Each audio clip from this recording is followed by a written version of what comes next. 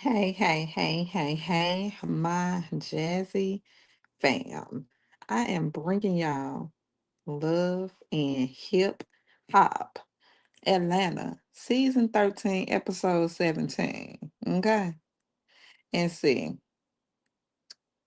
I'm waiting for this to stop saying streaming starting soon. Hmm. I'm ready, y'all. I hope y'all ready. I am ready, ready, ready, ready.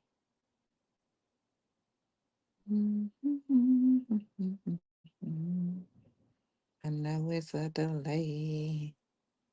I know it's a delay.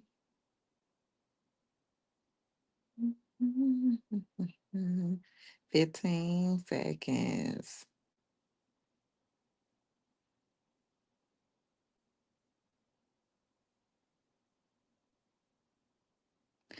Hey, hey, hey, hey, hey, y'all. I am finally here. This is my natural hair, y'all. And I was debating on what I was gonna do to it. I just did, just blew it out and all that stuff. So we're going to start with Love and Hip Hop. And starting with Salma in 24, and they preparing for her performance, right? And then 24 been, doing his own performance and all this stuff. And Sama, which is his wife, she feels that he is putting her on the back burner, which he is.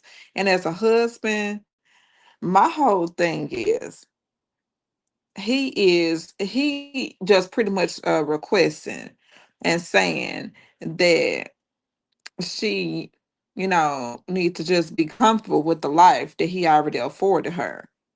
And then she is saying that it needs new management. She said that she needs new management that's gonna pretty much dedicate to her. Which I understand. I don't know if y'all understand, but I definitely understand. And I'm sitting up there looking at this and I'm like, hell no. I mean, I understand. And then it's like, of course, he tells her and throws in her face that he is the reason why she is afforded this comfortable lifestyle that she already in. And at the end of the day, y'all know we don't know who Salma is. We would have known who Salma was if we wouldn't have seen them on Love and Hip Hop. And that's what it is. But at the end of the day, she is not wrong. And she's just looking out for the state of her career while he looking out for the state of his career. And it's like he ain't trying to help her, which ain't right, but he ain't trying to help her. And it's like he looking out for himself, she looking out for herself. I'm like, I don't know how that's gonna work. Okay, gracefully. And then we get into Spice, and Spice is throwing a surprise 18th birthday party for her son, Nicholas. And I think I remember, I thought her children was a tad bit younger. I mean, I don't know. Because you know how we grow up with these people's kids and stuff like that. And I mean, she just got three. And I'm like, maybe he always was. Like, maybe that's right. And then, of course, I could handle Spice because, she pissed me off all the time. And I definitely don't like Spice. She not my girl at all. And she told Nicholas that she was going to surprise him with 18 gifts, right? And then the 18 gifts being one of them being a car. And we get to Jock, and Jock says that he can't splurge because he has several children. And we know Jock got 9 kids and all this and that. Uh-huh. And he being very sensible though, because that's how he managed his money and that's how he saved his money. Got you, Jock. And I'm going gracefully next on there because it wasn't much there. And then back to Psalm at 24. And they talk about the sit down with Lips, which is Sierra. And she tells her that when she sees Sierra, it's on site. And I'm like, oh no. And she tells that when, you know, it's on site. And then Lips, I mean, at the end of the day, Lips is wrong at the end of the day because she poking in somebody else's marriage. And the whole thing is You know how she was with her marriage. She didn't want nobody else to poke in her marriage. So why would you poke in somebody else's marriage, Sierra? Get it real and get true. Girl, stop. Damn. She really can get on my nerves. Shit, she can take the place of Spice. Because Spice pissed me off still, no doubt. But Sierra pissed me off too. She too damn nosy just for a damn storyline. I'm like, girl, somebody be there beat your ass outside. I mean, I know this just a show, but god damn. Ugh.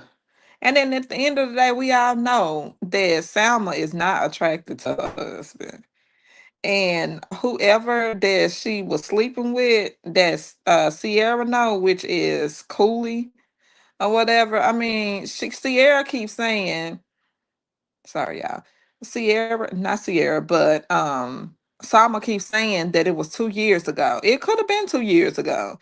However, she been married to 24 for some years. So it always seems like that she stepped out. And then the next thing, then we get to Scrappy, gracefully next first. And then Scrap invites, which is Scrappy, invites Lips, and this was production led. I already know. Because it ain't no damn way that Sierra that wanted to come to Salma's, video or performance or whatever.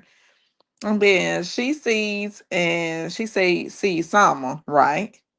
And she says, it's no real beef. This was Sierra said, he's no real beef. At the end of the day, it ain't no real beef. I can sit down and I can talk to Salma. I can talk to her and I'll let. I'm like, girl, shut the hell up. And then just messy. And then messy shit. Now Love and Hip Hop producers, we already know that they told Scrappy to do all this bullshit because he ain't that smart to do it on his own. Okay. And it is going too far at the end of the day, gracefully next. And y'all know it is. And we get back to Spice and her son Nicholas. And Nicholas is in the booth and he is rapping in the booth. He sound nice rapping and all that. And then we see Jock and then his son. And Jock and his son, they all come and then they try to give his Spice's son, Nicholas, some advice about the rapping and saying that it sounds good, and then give him the rundown on how the industry is and how you need to be you know lenient about stuff that he do in the industry. And Spice said the exact same thing, and I said, I'm for that. I said, I like when Spice comes like this, and she can be likable when she comes like this,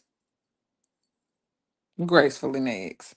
So we get over to the riding side, and that's Kirk and Rashida. And Kelsey, now, this finna be serious, though, this part, because hands down, I'm not, an advocate for no abuse or nothing like that, being that I went through it myself.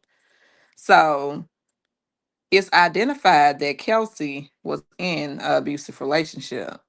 And then Rashida says that she didn't know, and it's, which she probably didn't. I'm not going to say that she knew.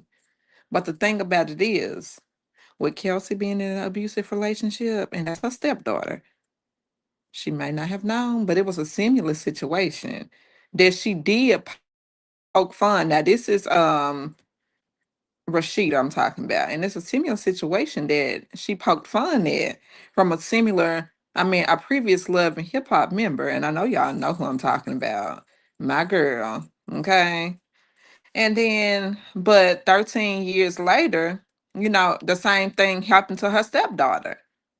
Not saying that it's right and not saying that it's tit for tat, but I'm just saying stuff just rolls back around, rolls back around, rolls back around, because she sat there clean as day and sat in K. Michelle's face. I was talking about K. Michelle. She sat there in K. Michelle's face and said that she don't even believe that Winky, that's Toya's ex-husband or whatever. Memphis, I believe that's his damn name. What the hell ever. Just, I think he from here. I don't know. But she said that she don't even believe that really happened to her. And I'm like, bitch, who comes up and lies about abusive situation? Because that's not nothing that most people want to talk about. So I'm like, Rashida, shut the hell up. And I always believe K Michelle. I always believed her. And I'm like, that's a situation that, like I said, a lot of people don't want to sit down and talk about. Okay. And then the thing is, Kelsey and her brother Kai, they not even speaking because of the situation that happened. And he was, at the end of the day, her little brother was trying to protect her, but she don't want to talk to her brother. She was pretty much just throwing her brother under the bus. I'm like, girl, get the hell, Kelsey. Mm-mm. That's the wrong road, girl. That's the wrong road. Okay. And then it's like I mean, Rashida and Kirk, they both say that they are praying, for Kelsey's ex-boyfriend and the family. And it's like, at the end of the day, I believe both of them. I believe that they are. I'm not gonna say that they not. And Gracefully Next. And we get to Carly and Bambi, and they are sitting down with Yandy. And Yandy reveals that they are, her and Mendices, they are separating. And Mendices did not care for her. At the end of the day, Mendices did not care for Yandy. I remember all the way back through Love and Hip Hop, New York days, and she held him down. And it's like I always said when she was on that show, I said, if she married him, she should not, because he had too many legal things that could affect her business. And she was smart and she didn't. And but still she held him down, and she took care of the household. She took care of the family, and she, took care of everything. And I always said Yandy was a stand-up woman for that, because it couldn't have been me, because he was too disrespectful then, and then he too disrespectful now, when he gonna sit up there and tell Jock and all the dudes or whatever that he wouldn't do it for Yandy. And they was on a marriage, that marriage, I think it was couples counseling or whatever, that used to come on VH1. And he sat there and was acting a damn fool on there, and pretty much was disrespecting and disregarding everything that she said. So I'm like, and please, Mendices. All right. We already know what you said, that you don't respect Yandy. It's already been said, okay? Gracefully Next, because he pissed me the hell off. And we go back to Spice, and Spice goes to visit both Kirk and Rashida. And it is revealed to Spice that they were, getting unalive threats at their restaurant, Beef, Beast, Frost Bistro. I ain't remember it. That's why I had to write it down. And they do, they have went down and shut down one of the restaurants, and then they are in whole protection mode, which is, I understand. I understand. I would be the exact same way. So Gracefully Next. And then we get to Salma's performance, and Mendices has revealed to Scrappy and Ja that both him and Yandy are not gonna move forward, and they're separating.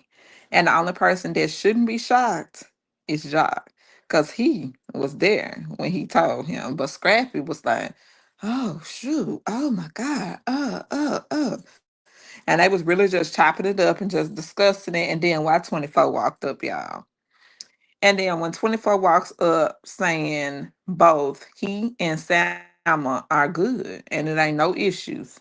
They good. No issues. No issues.